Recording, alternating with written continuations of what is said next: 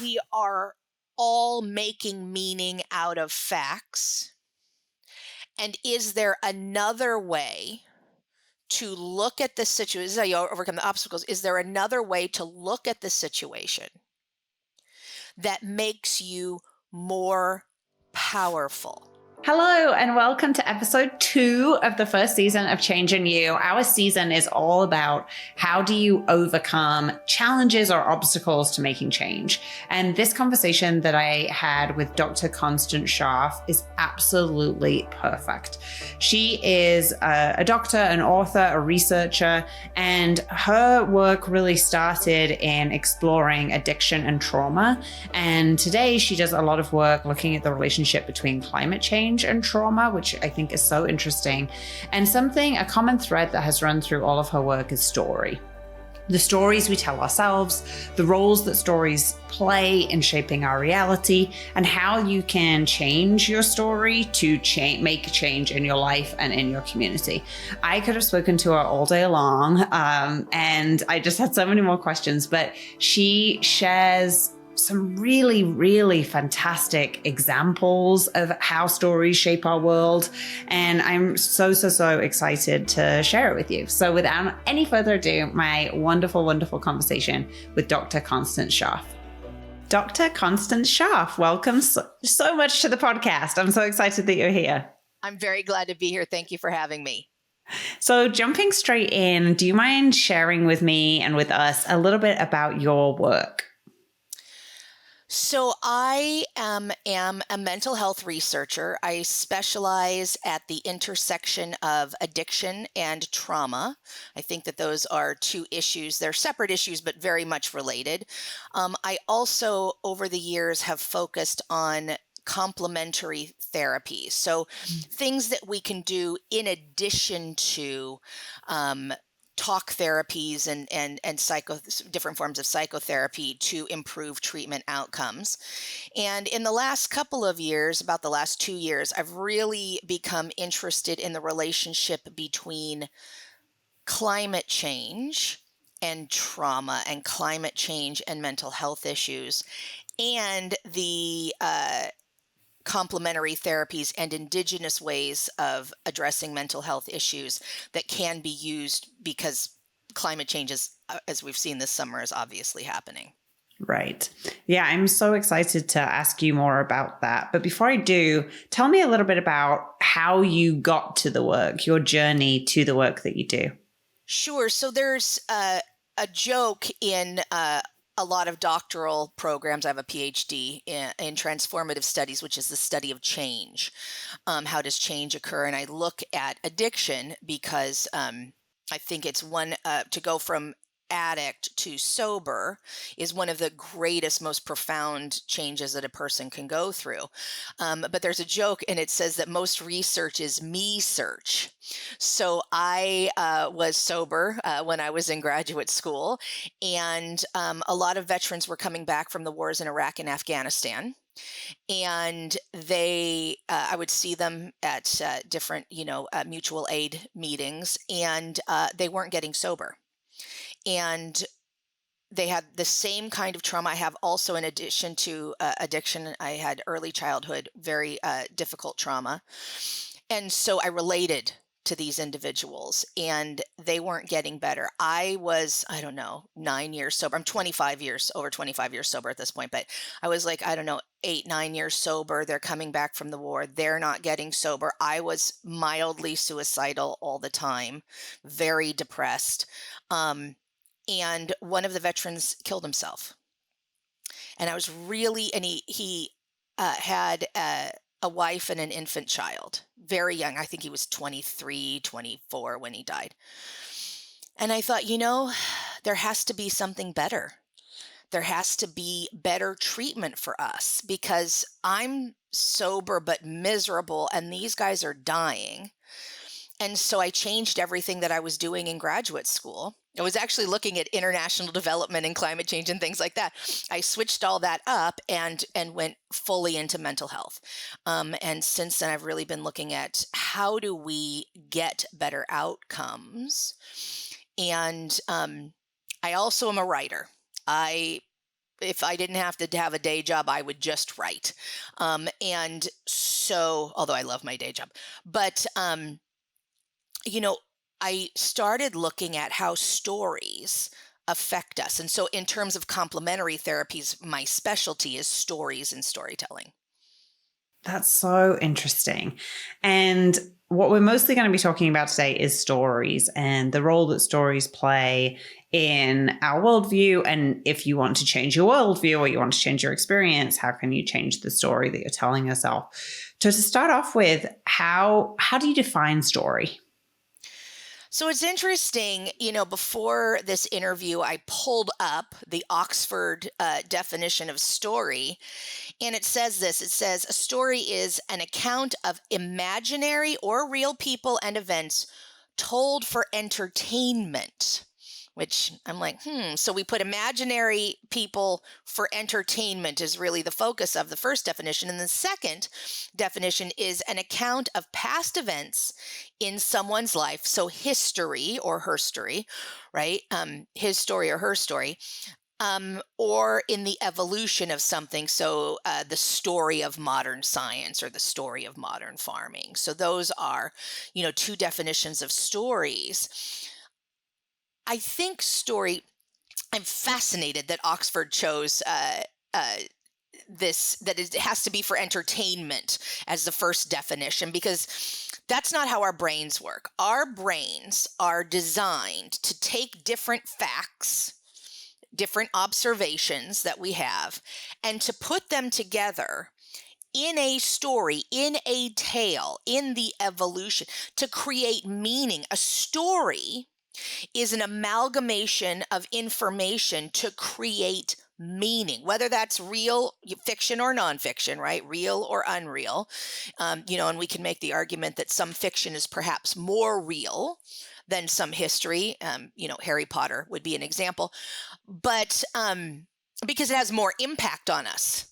Right? But we take this information and we create meaning out of it, and that is the story. So there are facts. Rain falls from the sky, right? But what meaning does that have? Well, it has meaning if you're a farmer in one way. It has very different meaning if you're waiting at a bus stop and there's no shelter. It has a very different meaning if you are walking somewhere where your car is broken down and you have no cell phone service, right? And you don't have a coat with you. It has very different meaning if you are in the middle of a monsoon and the rain's coming down so hard that everything is flooding, right? The rain is still the rain, but the meaning we assign to it is based on the story that we tell ourselves. The rain is good, it's watering the crops. The rain is bad, it's washing away the town. The rain is bad because I'm cold and I'm standing at the bus stop and the bus is late, right? So we tell ourselves stories to give meaning to what's around us. Otherwise, it's just rain. Right. And where do those stories come from?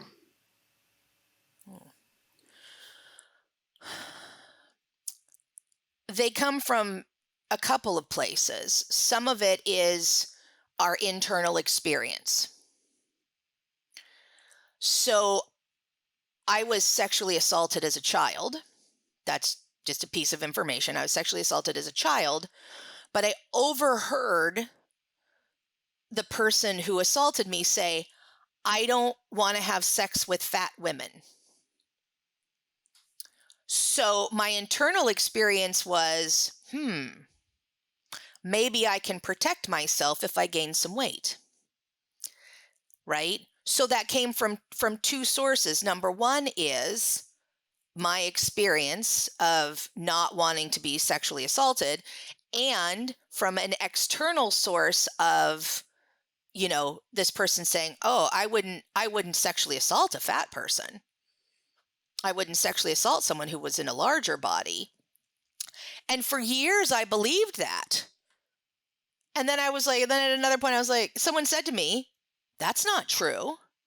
And for whatever reason because I'd heard that 1,000 times, but for whatever reason on that day it landed because I had a different internal experience at that point. I'd had some different complementary therapies that had really helped me. And I was like, oh, wait a minute. Statistically, heavyset women and men, heavyset people get, sexually assaulted the same as anyone in any other size body. It doesn't matter if you're tall or thin or skinny. It doesn't. It's all irrelevant. Yeah.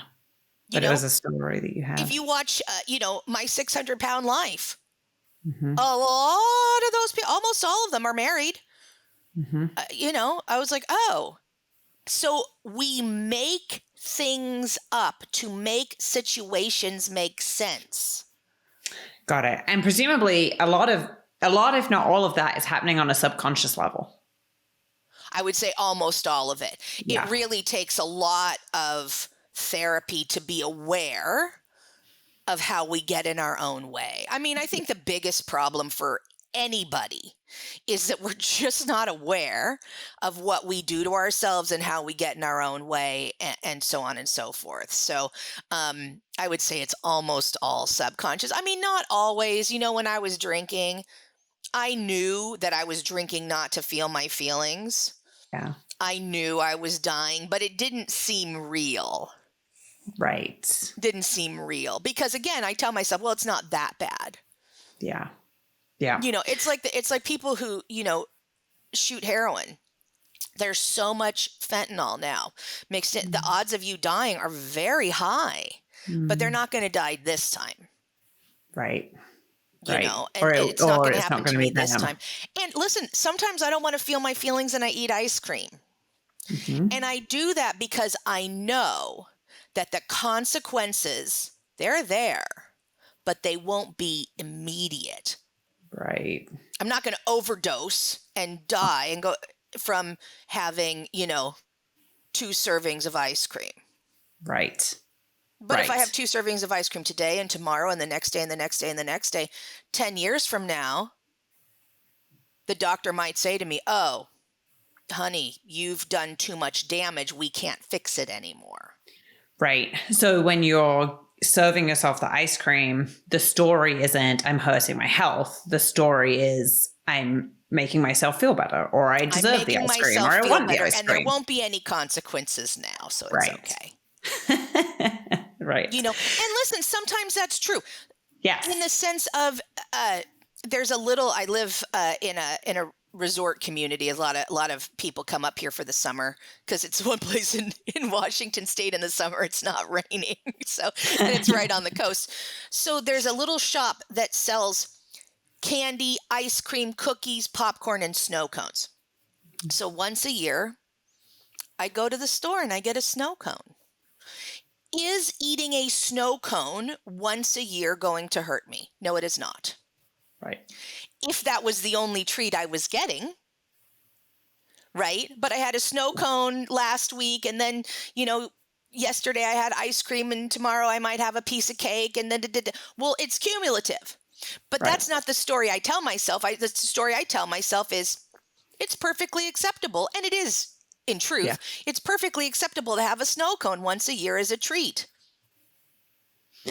Well, I think the point that you're making is that the stories we tell ourselves contribute fundamentally to the life that we live because we have stories about everything we do and everything we interact with. They are the basis of the life that we live. Like I said, our brains create meaning. So, it's important that our brains do this, right? This is not a mistake of evolution. If I look on the ground and I see bear scat, and I look on the tree and I see bear claw marks, and I look down the trail and I see that there is a hole in the ground with some claw marks going into it that might be bear prints, I probably should not proceed down the trail in the direction of the bear den. Right. Right? Especially if it's, sort of beginning of spring when the bear is coming out very hungry. this is an important tool. Right. So we actually live the realities that we tell ourselves. So I'll give a controversial example. So former President Trump was indicted recently about the January 6th. There are some people who take the facts, right? Let's just take the facts that are given in the indictment, and let's just, for the sake of argument, say they're all true. He was at this place at this time. These are the things that were said. These are the things that he did. Let's just assume that's true. These are the facts that were given. There are some people who look at those facts and tell themselves the story. They make meaning out of those facts and they tell themselves a story and they say, this is a politically motivated, his words, witch hunt to get him ineligible in some way to not become president again. There are other people who take exactly the same information and say, I think dude broke the law and should be prosecuted for trying to, quote unquote, overthrow the government. That's what's alleged. These are two very different stories from the same information. Yeah. And the people who believe the different stories behave in different ways. So creating stories is the foundation of our lives. So I work with addiction and trauma. Let's talk about addiction for a second. If you tell yourself, and I hear this from addicts all the time, people who suffer from addiction, I can't do it. I can't get sober. I can't. It's too hard. It's too scary. It's too hard. I can't do it. Then that's true. If you believe that you are a hopeless case and there is nothing that can be done for you, then my job is to help you change that story, right? So that you believe, because if you believe it's true, it's true. Now, there are some facts that I can't change. So, for example, if I said, the story I'm going to tell myself is I'm going to be a gold medal Olympic gymnast for the U.S. Olympic team. I'm 50 years old, I'm overweight, and I'm not in the best of health, right? Am I going to do that? No, I'm not. That's a falsehood. But if I wanted to be a gymnast, practice some gymnastics, right? I bet I could do a forward roll today. And I bet if I did some practicing, I could do a cartwheel. And I'm certain if you asked me to do a pull-up today, a chin-up, no, zero chance. I do not have the musculature. Is there any physical reason why I could not train to do that and do that at some point in the probably near future? No, there's not. Right. So I don't want to, give this idea that we can just poof, make anything happen. But we can make a lot more happen than we think we can. And it really is based on what we believe because we delude ourselves. I said to someone who was having a very hard time writing a resume recently, I said, think about this. And people won't love to hear this, but I said, think about writing your resume from the perspective of you're a white man who's not quite qualified for the job. Go in with that gusto, right? Just believe in yourself. Right? Because imposter syndrome actually doesn't exist for people who are real imposters. Right. The people who are actually imposters or con men or whatever are like, yeah, I got this, baby. Whereas the people who really have the skills are like, do I really have the skills, to do that? It does, so these are stories. And this is how we can get rid of self-delusion. So that we can accomplish more in our lives. And so that's really, where I come in, is to try to help us to change to change our stories. Well, and everything you're sharing is landing with me so on such a personal level. It makes perfect sense to me. A personal kind of example from recently. So I am recently recovering from foot surgery, and I'm a runner, and movement and exercise are an important part of my life. And so I'm just a few weeks out from surgery, but I'm walking now, and I'm starting to do things. And then prior to surgery, I was injured for 12 months. So I'm actually coming off of like a year and a half of not really being able to do my full stuff. So I'm starting, I'm doing things for the first time. Like this morning I did lunges for the first time in a long time. And I went to yoga yesterday for the first time in a long time. And it's hard. It's hard. Things that used to be very easy are very difficult. And there's two stories I can tell myself about this. The one story I can tell myself is that I've lost so much strength and ability, and that I'm starting from scratch and I'm behind. And sometimes I tell myself that story and it sucks and it doesn't make me feel good. Behind what? Like where are you behind supposed where to be? I was. Behind where I was. Okay. And then the other story I can tell myself is that I'm getting stronger. With each workout session, with each thing, I'm improving and getting stronger. And when I tell myself the first story, I feel pretty bad. And when I tell myself the second story, I feel really pretty good. And that's not to suggest that it is as easy as just changing it. And sometimes it's easier than others, but at least, what I'm experimenting with this on a day-to-day basis, but inviting myself to consider the other story is where I'm at. 100%. So I was, several years ago, I was very sick, and I ride horses, and I had wanted to ride my horse, and I went to the barn and I pulled my horse out, and and tied her up. I was so weak. I had to ask someone else. I was sitting in a chair after I tied her up. I actually had to ask someone else to put her away. I was not going to ride her. I was not going to brush her. I did give her the treats that were in my pocket, right? I had some carrots and some other treats, and we had a little lovey, and then she went back. And a lot of the time, I had your first story, like, I was a pretty decent writer. Yeah. Never professionally or anything like that, but recreationally, I'm not bad. I'm certainly competent, but more important, I love it. Like you're describing, like it's important to you to write. It's important to me excuse me, you're talking about important for you to run. It's important for me to ride. Yeah. And it gives me something to be there with the horse. And so I could denigrate myself. But what I learned to do, especially with a health issue, it was helpful in me learning this, is it's better than the alternative, because the alternative really is dead.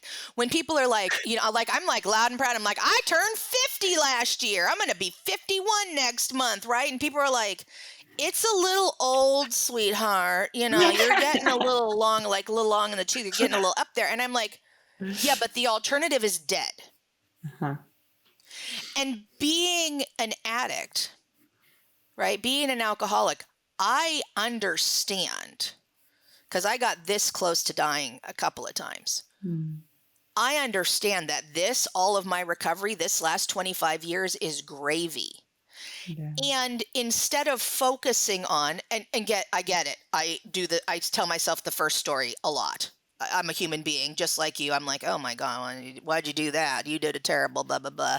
You didn't handle that situation the way you should. I do all of that like everyone else.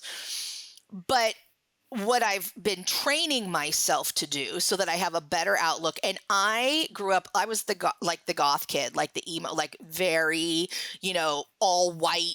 I actually, at my 8th grade graduation, I looked like the Bride of Frankenstein. I really did. I had an updo and a white streak, like everything but the white streak. And I had white pancake, like the whole thing, right?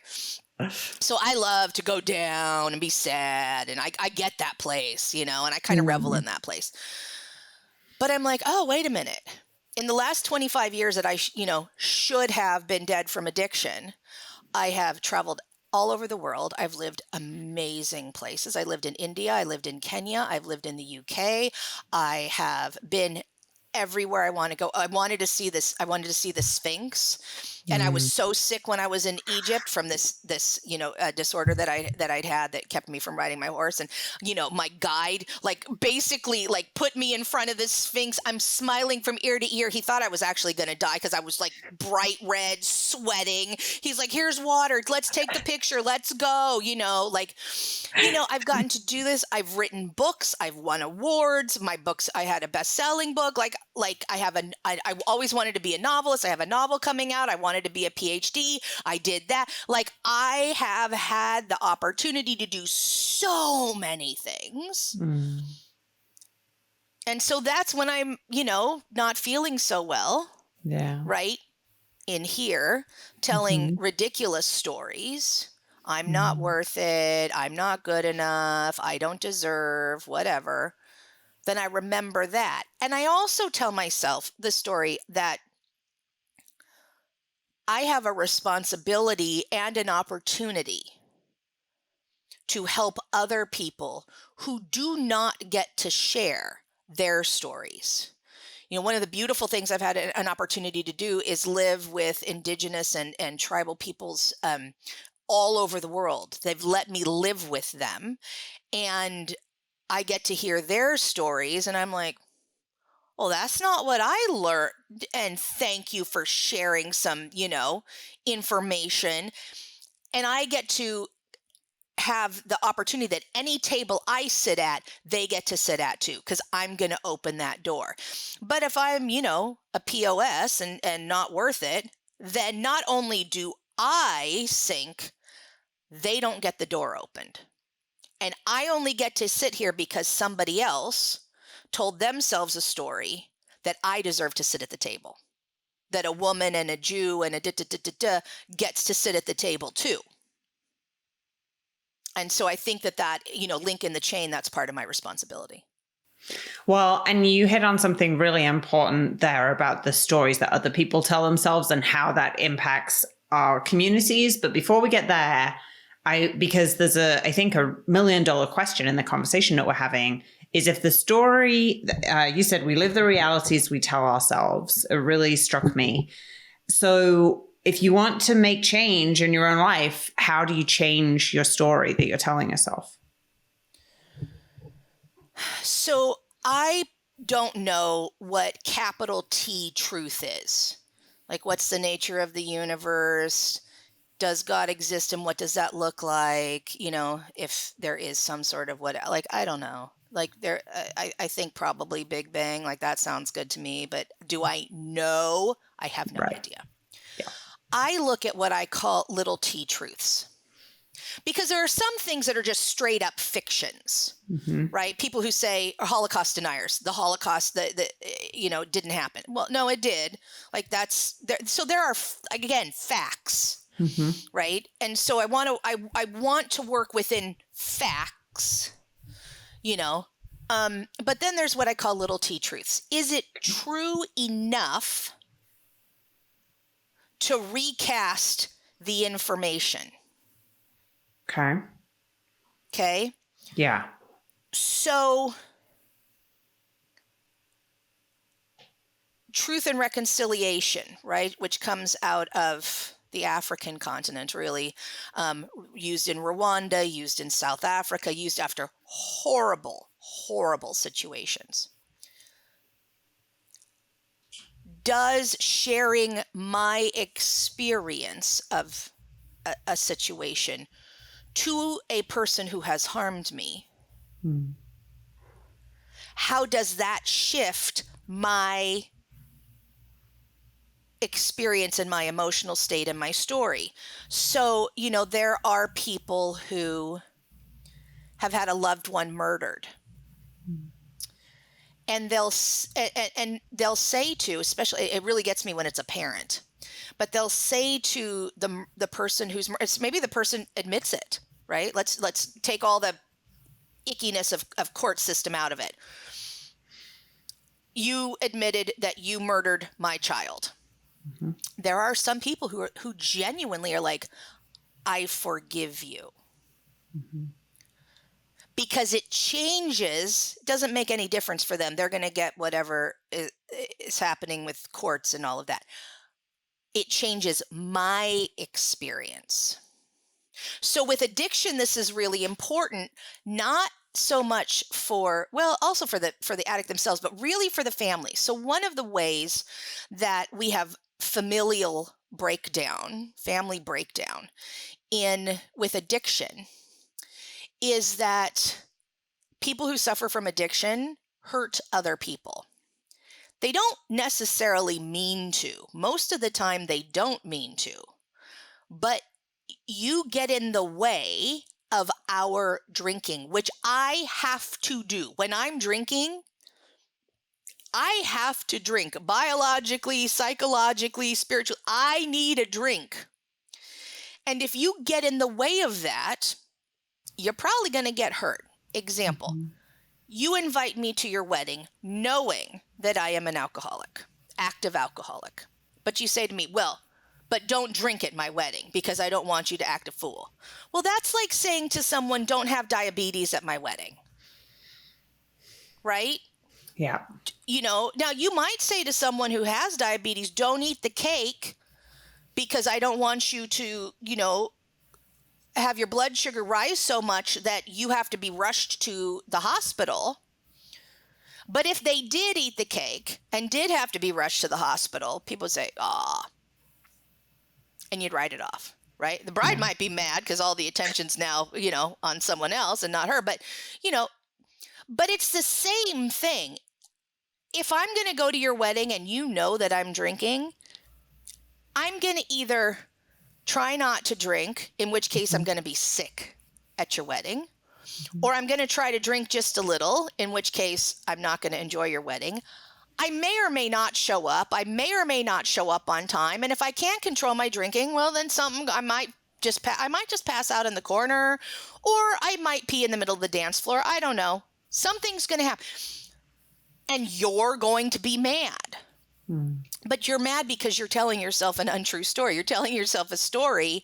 That's like asking, someone who's had their leg amputated to regrow their leg.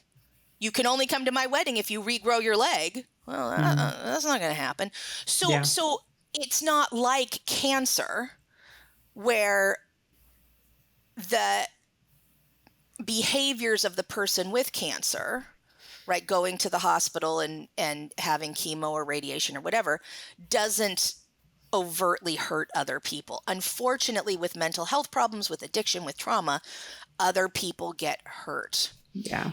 I had a colleague, the other day who relapsed and overdosed and died, Sorry. leaving 4 small children. I don't think the oldest is at maybe 8, maybe. The youngest are about 3, the twin. And so the 3 youngest probably will have no memories of this man. And I could just, when I heard that he died, the first thing that I felt is I imagined him saying, I'm so sorry. Because I guarantee you that when he used drugs that last time and OD'd, his intention was not to abandon his children and his wife, because I know how much he loved them. Yeah. That's just the consequence of what happens. Yeah. I think you're getting into a really important point, and this is something that comes up for me in conversation with friends a lot when we're talking about dealing with difficult relationships, or usually it's the behavior of another person that we are finding difficult, whether it's an ongoing behavior as related to something like addiction, or if it's a personality trait, or if it's a one-off thing, like some person X did something to upset person Y. And I very much believe in this idea that your story shape your reality, and that if you can change your story, oftentimes you can change your reality. I have experienced that a couple of times in my life where I've had a difficult relationship with somebody that means a lot to me. I have shifted my story and it has transformed the relationship, and they haven't changed at all. What has shifted exactly the same. My story. And when I'm explaining this to people, a response I get is, but they would doing something wrong. And I think the thing that they struggle with is that when you take it unto yourself to change your story and you're not asking the other person to change their behavior, that you're kind of letting them off the hook. And my response has been exactly what you've said is, but I was the one suffering. They were fine. They were fine. They were quite happy with their behavior because they wouldn't have done it if they didn't believe that it wasn't justified or it wasn't natural for them. And so by changing my story... Or if it was a one-off, they made a mistake, right? They made a mistake, I tried right. that and that didn't feel good for anybody is also right. Yes and, yeah. Uh-huh. Yes, right, exactly. And so my question is, where's the balance between, you change your own story and you alleviate your own suffering and you hold somebody accountable for an action that maybe was not great, whether it was a pattern of behavior or a one-off?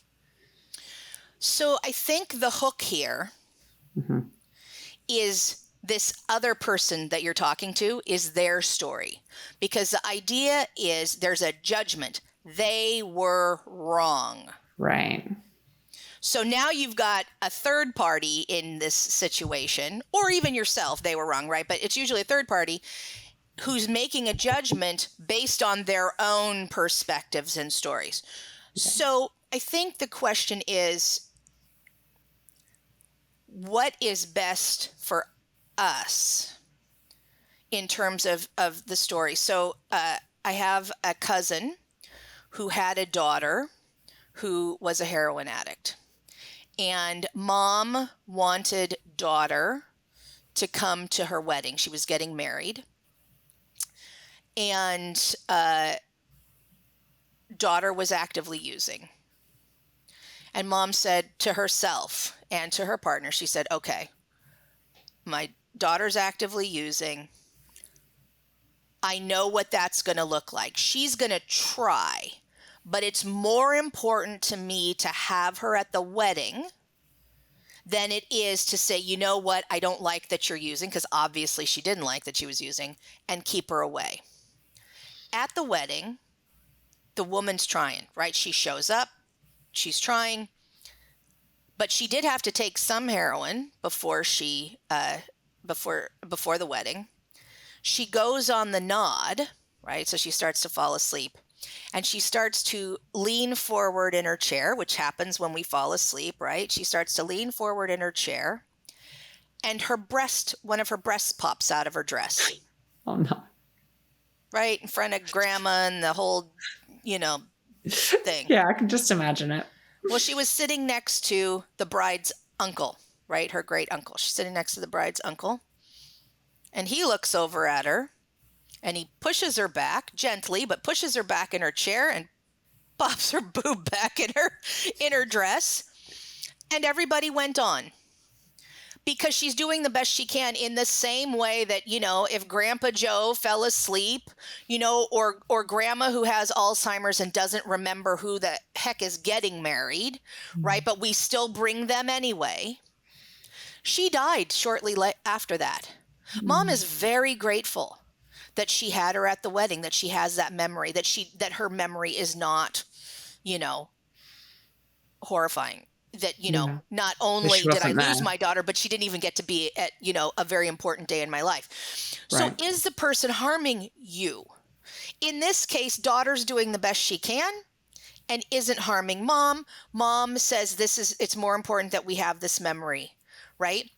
So is the person harming you? And does it seem to be a pattern, right? Because, I've certainly done things in my life where I'm like, whoo, I wouldn't do it that way again, right? And it's harmed someone else. And then we've had the conversation of, you know what, I made a mistake. Like, I shouldn't have done it that way. And boy, I won't do it again.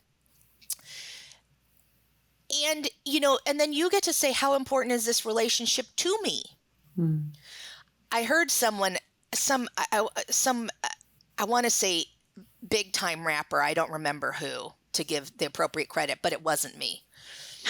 And he said, if you harm me, I'll probably forgive you, but it doesn't mean that you eat at my table again. Mm. So how important is this relationship to you, right? And, you know, if a person is continually, say a person, you're in a domestic violence situation and your partner hits you and hits you. No, no, no. We don't tell ourselves stories about that. There are some deal breakers, Mm-hmm. you know. But most of life is not deal breakers. Most of Right. life is gray, you Yeah. know.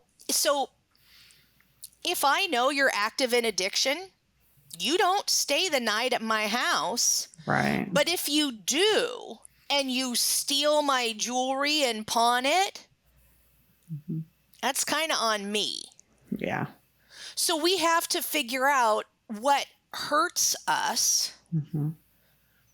enough that the relationship doesn't have enough value to overcome it, you Right. know. And you're right in the sense of people do things because it works for them. Yeah. So loudmouth, you know, Uncle Joe, who at Thanksgiving dinner always talks about politics, knowing that he's the lone conservative in the room and wants to stir up trouble. At what point do you just stop inviting him? Mm-hmm. Right.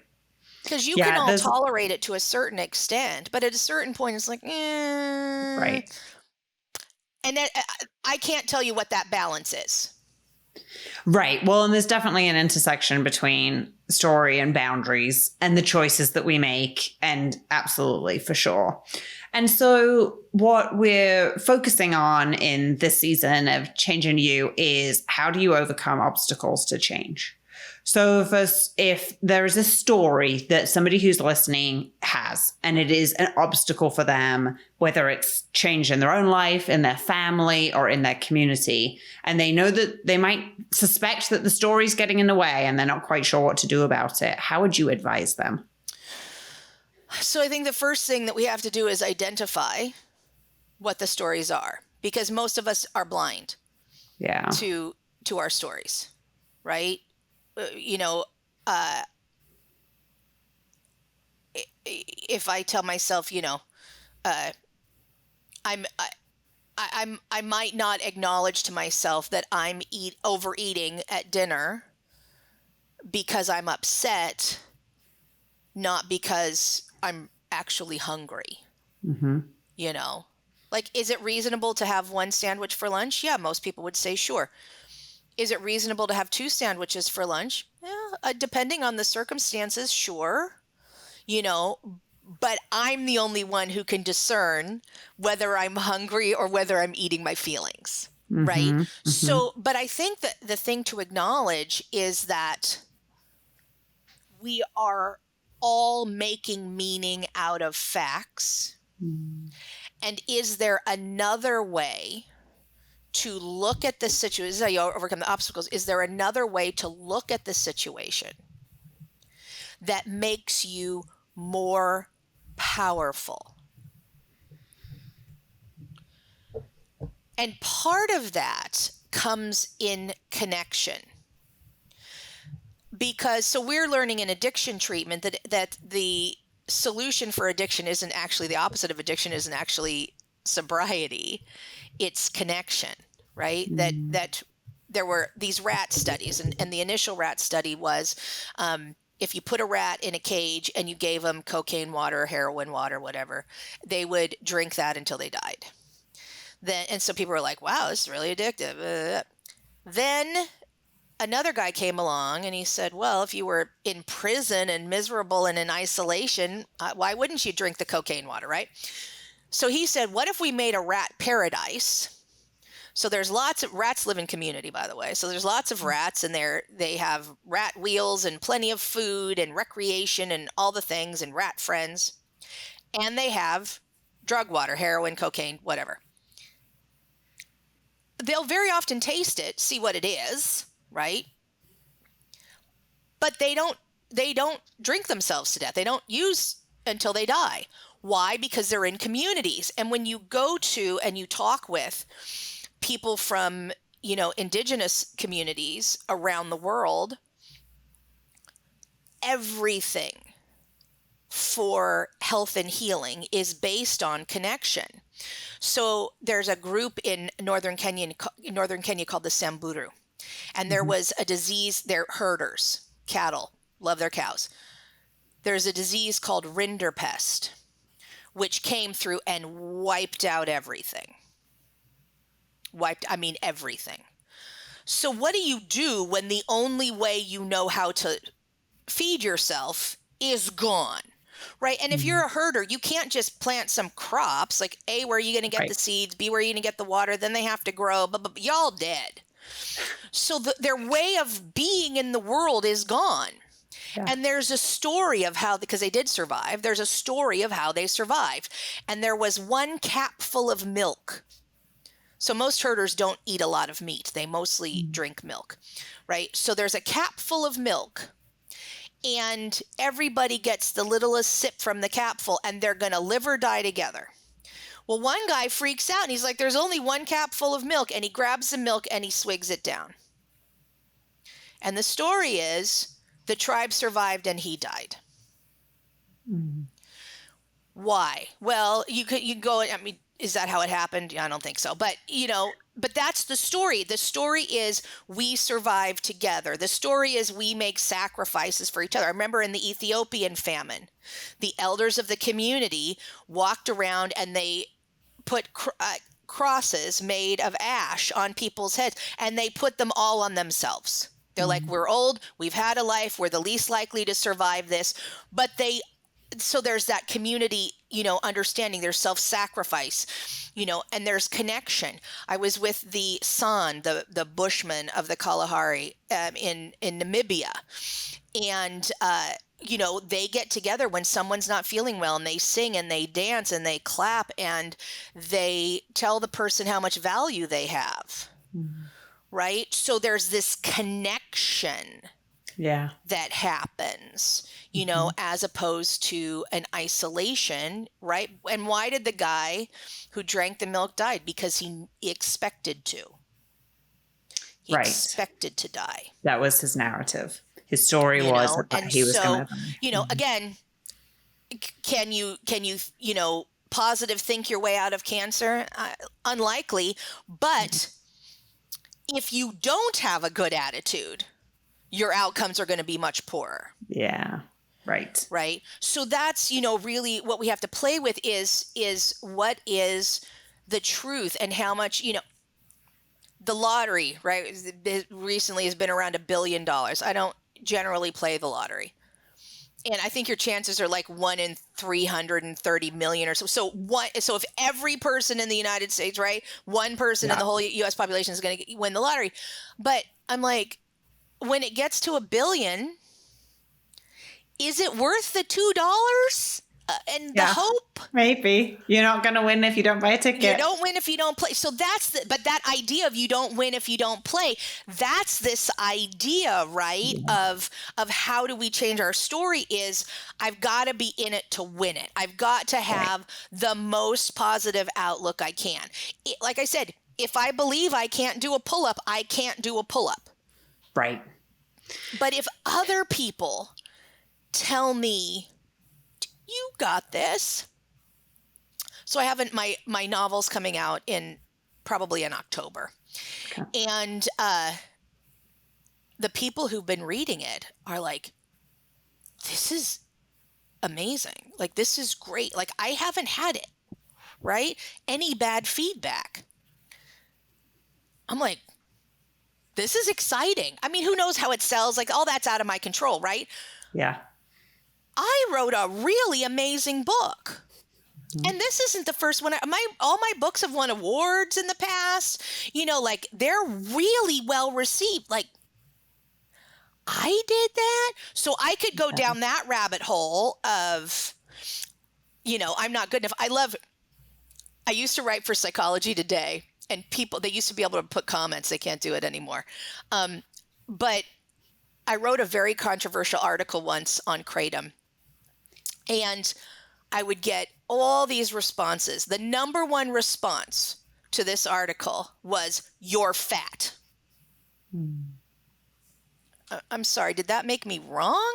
Like, did that make me stupid? Like, what? Like, but I could go down that rabbit hole of not Right. good enough, Of because that's what course. the person's trying to do, right? Is tell me I'm not good enough, Yeah. And I'm like, oh, you just actually don't have anything else to say, because I had said in the article that I didn't think that children should have access to it, that I thought that there should be an age limit, Mhm. and they're like, don't take my, I'm like, I don't think children should have access to some things. Yeah. Right. Uh-huh. But the response was, "You're fat." Well, I'm just Right. not going to accept that. And sometimes Right. things are true and we don't have to accept them. Sometimes things are Mhm. facts. So, for example, I've been sober for 25 years. If someone came to me and said, "Well, back when you were drinking," dude, I have done the best of my ability to Right. set right everything. And if you want to hold a grudge, I was in my early 20s when I was drinking last.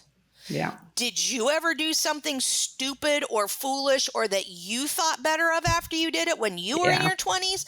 Because I certainly did, drinking or not, and I'm not going to let you hold that against me. Mhm. Yep. Yeah, I think So, I like that example a lot, because you you can live into an old story. You have to let the old story go at some point, and if people around you don't let the old story go, you can reject it. absolutely. And you get to live into your stories, not someone else's. So, going back to domestic violence, that person uses violence to control you, but they also use story. You're stupid. You're not good enough. You're fat. You're ugly. You don't make any money. Whatever their tale is. Hmm. I had a friend who said to me, I was telling my tale of woe and how I was, whatever I had done wrong that day. And he just looked at me and in a really sharp tone, he said, "Don't talk about my friend like that." I was like, wow, Yeah. that has stuck with me. Mm. And last night I was talking to someone and she started telling me her tale of woe. And I was like, no, stop. I am not going to listen to it. I'm just not going to validate that story. And it's the same thing that I hope we do with gossip, Mm. because gossip is story that generally harms. Yeah. When we talk about gossip, gossip isn't saying, "Oh, did you hear Catherine was just nominated for a Nobel Prize?" That's not gossip. Right. So in Hebrew, we call it lashon hara, the evil tongue. Uh-huh. And it is one of the worst things that you can do, not only to engage in gossip, but to listen to it. Mm. So to me, there's not a lot of difference between gossip, which is you telling me about a third party, Yep. or you telling me about how you are not good enough. And I choose to, I'll let a small amount. Sometimes someone just has to vent, Yeah. Right. but you get a few seconds of that, 15, 20 seconds. And then it's like, okay, no, you don't talk about my friend like that. I'm not here for, I'm not going to listen to you talk about yourself Yeah. like that. Now, if you're saying, you have cancer and you're like, "I am so sick of these, chemo treatments and I'm tired of being sick." And, Right. you with your foot surgery and, man, I am over not being able to run Yeah. and, feeling bad about how, that's not self-denigrating, Right. right? That's genuinely sharing your experience and connecting with another, and I'll listen to that all day long. Hmm. But when you say, I don't deserve to run because now it's hard and it Right. used to not be, we're going to turn that around right quick. And what's that little T? What's the turnaround? What's the thing that we can pivot on? Yeah. Yeah, I really hear what you're saying. Last night I was venting to my husband about this foot thing, and I was saying, you almost quoted me, like, I'm just over it. I'm over this, having this constant pain and discomfort in my foot. It's been months and months and months and months and months, and I'm just over it. And then something that I do is a really bad habit. If I make a mistake that I feel like hurts someone I'm really close to, and I'm talking like small mistakes, I tend to respond to it by saying, I'm a bad blank. I'm a bad sister. I'm a bad friend. So a friend texted me yesterday if she was having a hard day and could she chat. I just missed it. And it's a British friend, so the time different, it's her evening, hard, middle of my day. Yeah. And so I just missed it. I missed the message. And so I was checking my phone this morning at this point, 24 hours later, and I saw it. And in my head, the very first story is, I'm a bad friend. I'm not a bad friend at all. I'm a great friend. I missed it, but the story. So what's the thing you can pivot on there? The first thing that comes to mind for me is people miss texts. Right. Especially when there's a time zone difference. Yeah. Right. That's, again, you're making a story. You can make whatever story you want out of the bits of information. Right. So you can make the story of, I'm a terrible friend because I missed the text. Or you can make the story, oh my gosh, I love this person and I missed a text. What can I do now? Right. It's the same facts. It's just what you want to live in. And how much it down, if I'm sitting in the I'm a bad friend story for, let's say, 10 minutes, 3 hours, 8 hours, doesn't matter. It's hurting me. It doesn't make any difference to her. I already missed the text. And so being able to, so I want to interrupt that. It does make a difference to her because what I do in these situations is I just go silent. Yeah, because you feel embarrassed. And the people around me are like, well, if you just made it right. So some of my closest friends live in Australia, in Melbourne. Mm-hmm. Very difficult time zone difference. Yes.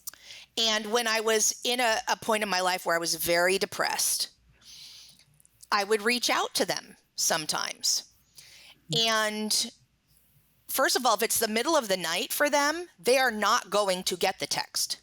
Yeah. But if they're at work and I reach out, my friend Lee, always, from when I was ill to now when I'm not, but she still has the same, are you okay? Do you need me right now? Mm-hmm. And the truth is, I have not to this point needed her, and my answer has always been no. And that's not me playing on myself. That's been the truth. Right. But I know that if the answer was yes, she would drop everything and she would call me. So one of the things that you can do in a situation like that is you can own up and say, oh my goodness, I feel terrible. That's truth. I feel terrible that I missed your text. Is there anything I can do for you now? Yeah. And that's in fact exactly what I did do. I was like, oh my gosh, I'm so sorry I missed this. Today I'm available at this time and this time. But your point is exactly right, because in prior times, what has happened is I felt so bad that I missed the message that she then doesn't hear from me until she then reaches out to me again. Are you okay? And it's like guilt and shame and because the story was, I'm a bad friend.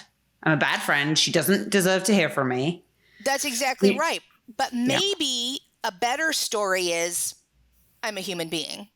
Right. I think a better story is actually, I'm a good friend because I care. I care that I missed it. That's an even better story. I like that better than, hey, I'm human and I missed a text. Right.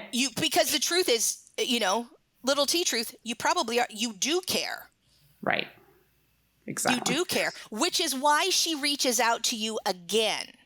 Because if you were a bad friend, she wouldn't reach out to you in the first place, and she certainly wouldn't follow up. Yeah. Right. That's true. That's very true. Facts. So I'm going to the UK next week. Uh-huh. And I have a friend who lives in the UK. She's British. She lives in the UK. And I said, right, sweetheart, I'm coming. And usually when I come to the UK, she comes and visits wherever I am. The last time I was there before COVID, a few years ago, we went for a week all over the south of England, and we went to so many fun things, right? I don't hear from her. I don't hear from her. I don't hear from her. She's lived with me in the US. I lived with her when I lived in London. We've traveled to Southeast Asia together. We've been friends for 30 years. Every single person, when I said, I'm concerned I haven't heard from anything from this friend, every single person said, what's wrong? Something's wrong. Yep. Every single person. They're like, because it's not the norm. Right. She's making up a story. I found out something is going on, and she's making up a story that she's not good enough and she didn't blah, blah, blah, blah, blah. And I'm like, I think you should join me.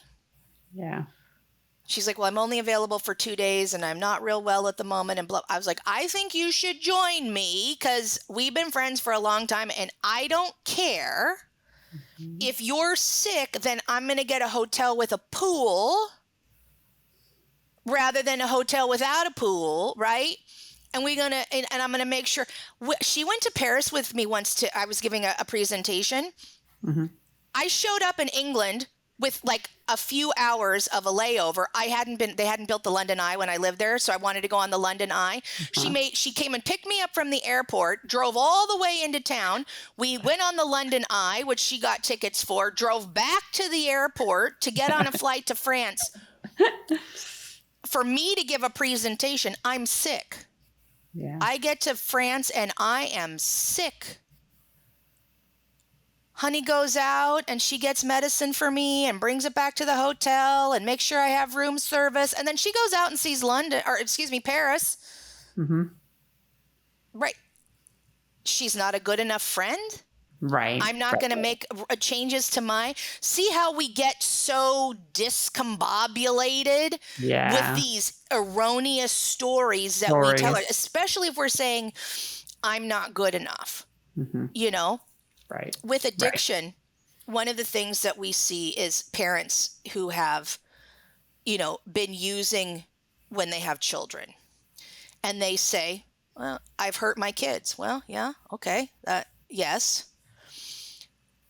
But when they say, I'm not good enough, I can't set it right. Well, maybe you can't. I don't know. I don't know your kid. Like, I don't know what you've done to them. Maybe you can't set it right. I don't know. But all that I'm not good enough, all that does is lead you to keep using.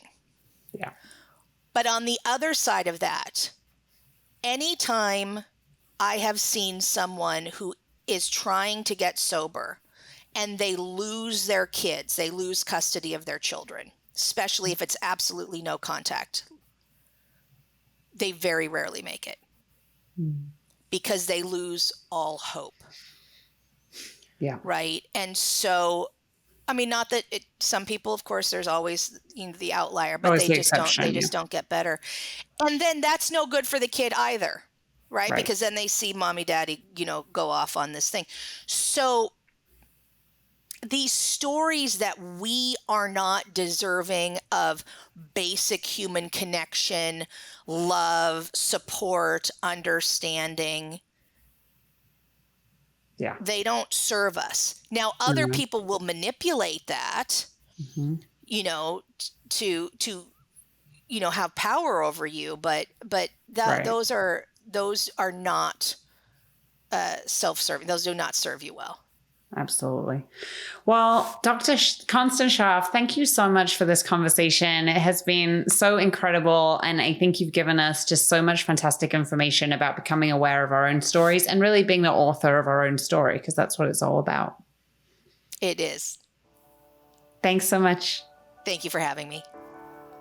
Oh my gosh, wasn't that the most incredible conversation? I took so much away from it. I wrote a bunch down. So I wrote down that Dr. Constance Scharff shared We live the realities we tell ourselves. It just sort of really hit me. Oh my gosh, the reality I live is the story I tell myself. That's a really powerful idea.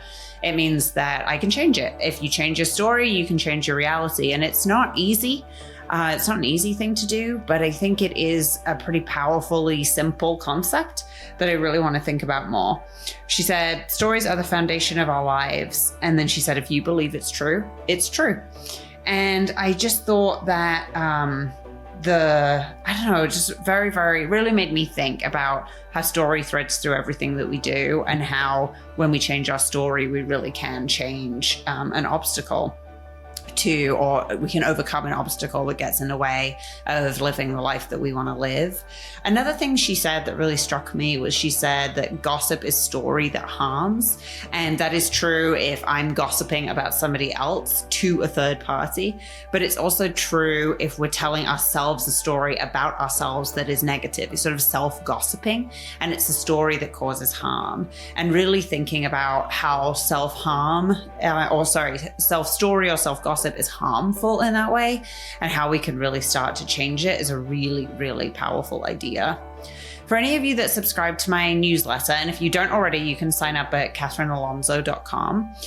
You'll know that at the bottom of every newsletter, each month I include a little risk. And this is an invitation to really invite you to take a little risk, to try something new and put yourself out of your comfort zone. And so my little risk for, after listening to this conversation with Dr. Scharff, is to try writing a new story for yourself. So here's what I want you to do is think about something that's going on in your life right now that's challenging. It might be a personal problem. It might be something at work. It might be something with maybe your spouse or your partner or a relative. It might even be something that's in your community. You're struggling with a problem in your community that you wish you could change. And I want you to start out by writing down what is the current story that you're telling yourself about that thing. So I'll use the personal example that I gave in the interview when I was talking to Dr. Scharff, which is this surgery recovery that I'm going through right now. That my story that I've been telling myself is that I have been living with this foot pain, this foot problem for 1.5 years now, and I'm just over it. And it's lasting too long, and I am lacking in patience. That's the story I've been telling myself. And now I want you to write down what story you could tell yourself. What is a different way to think about it? What's a way to reframe this? And so my personal one might be that I've come a long way and I am on the path to recovery. It might not be quite as fast as I want it to be, but each workout that I do, rather than being evidence of how much I've lost, maybe it can be evidence of the fact that I'm getting stronger every day and how far I've come. And so then I want you to think about, what is your alternative story? Just try it out, write it down. And I think that doing that doesn't necessarily change overnight or in an instant, like a light switch, how you think or how you feel. But what it does do is it creates the opportunity in your mind. Like there's an opportunity here for me to think about this differently. I hope that you have enjoyed this conversation, and that trying out to change your own story is something that is effective for you and really just gives you a little bit more agency in navigating the change in your life. Until next time, thanks so much for joining.